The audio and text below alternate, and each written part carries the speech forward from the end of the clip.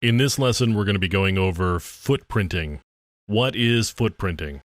Well, footprinting is getting an idea of the entire scope of your target. That means not just the scope that you were given, which may be an address block, or it may be a domain name, or it may be a set of address blocks. What you want to do is you want to figure out all of the information that's associated with that in as great detail as you can possibly get.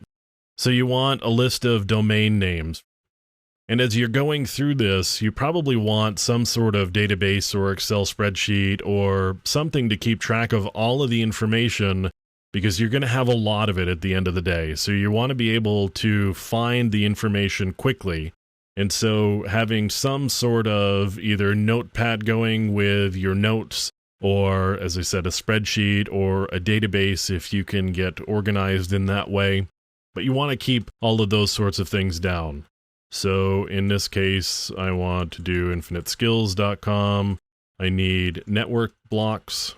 So far we've found one, and that's just a made-up IP address because I'm just putting information down. But I need network blocks. You may only have one IP address that you can find externally. You're going to want a whole range of internal blocks, and you can do a little bit of digging if you aren't provided those. You want specific IP addresses for critical systems, web server, email server, database if you can find it, those sorts of things. You want system architectures. Are they running Intel? Are they running Windows? Are they running Unix? What are they running? Access control lists. These are going to be hard to get, but you may be able to guess them, and you can guess those by doing port scans to see what sorts of responses you get and whether you get filters back or not. You want to know whether there's an IDS around somewhere. You want to do system enumeration. If you can get access to a system somehow, you want to know usernames, group names, and so on. You want system banners, routing tables, and SNMP information if you can get it. DNS host names, if you can get those. This is for both internal and external. On the inside, if you're doing an internal penetration test or ethical hacking engagement, you want to know networking protocols. Are they only using TCP/IP, or are they using IPX, SPX?